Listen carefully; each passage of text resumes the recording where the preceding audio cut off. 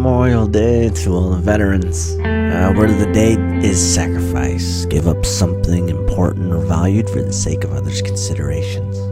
Thank you to all. Now, welcome to the DR channel. We review vehicles on Craigslist, some good and some bad. And today we'll be looking at Ford trucks under $5,000. Why? Because America. The most popular truck is the Ford. It's best-selling for over 44 years straight. Ford F-150. Ford also builds a best-selling compact pickup, Ford Ranger. But if it's America's #1 trucks you want, do yourself a favor. See your local Ford dealer today.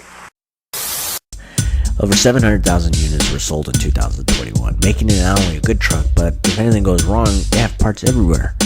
In my opinion, and Scotty Kilmer's, he loves the F-150 as well. You know, the revolutionary engine guy.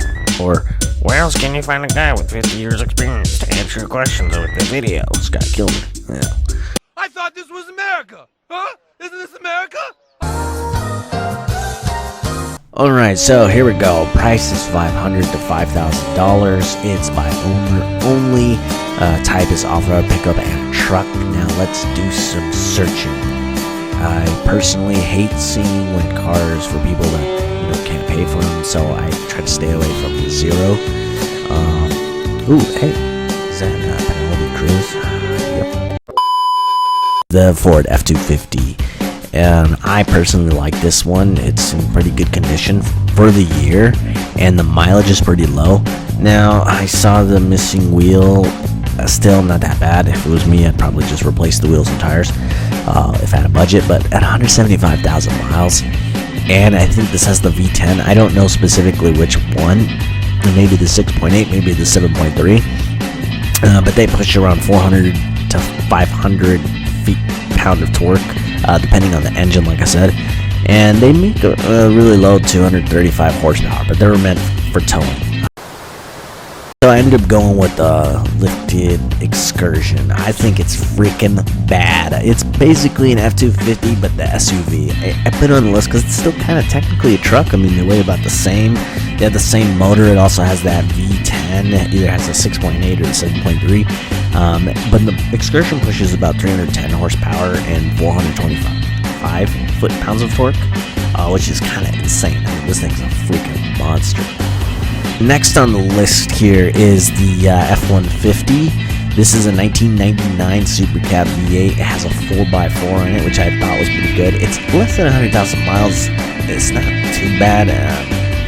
I don't know. It has some work. It needs some work. These V8s weren't like the most reliable, the 5.4 liters. They had 260 horsepower and 345 foot-pounds of torque. It says 300 here, but I don't know if that's 100% accurate. Alright, next on the list is the Ford Explorer Sport Track. Personally, I'm not the biggest fan of these. I think they're rare, and when they're modified and lifted and have awesome wheels that look really freaking cool, like I'll show a picture of it right here. At 210 horsepower and 242 foot-pounds of torque, this 4-liter V6 with an automatic transmission doesn't have the best history, I think. Same with the this Ford Ranger, got the V6. Oh no, actually it's a 4-cylinder. Cool. It's got the 4-cylinder, but it's automatic. I do like that it has the bed cover in the back. I think that's pretty sick. Alright, next on my list is this 2004 Ford F-150 for about $4,999. Why did this fucking guy just say $5,000? Makes no sense. It had some problems that I saw, which isn't too bad. It's just like a few error codes and ignition systems, which is really common with these. It's usually like head problems, spark plug issues, but it's not a bad price. $5,000 for almost less than 120,000 miles. I think if you had like maybe $1,000 to diagnose it, then go for it, you'll fix it. But that's pretty much it. I think my top pick is gonna go with the F-250. I love the color, I like the style, I like the stance, everything's pretty clean on it. It's 4x4, it's off-road, so I'm gonna go with this one. Anyways, this is Dom's review, aka the DR channel. Like, subscribe, send me a comment if you have any questions.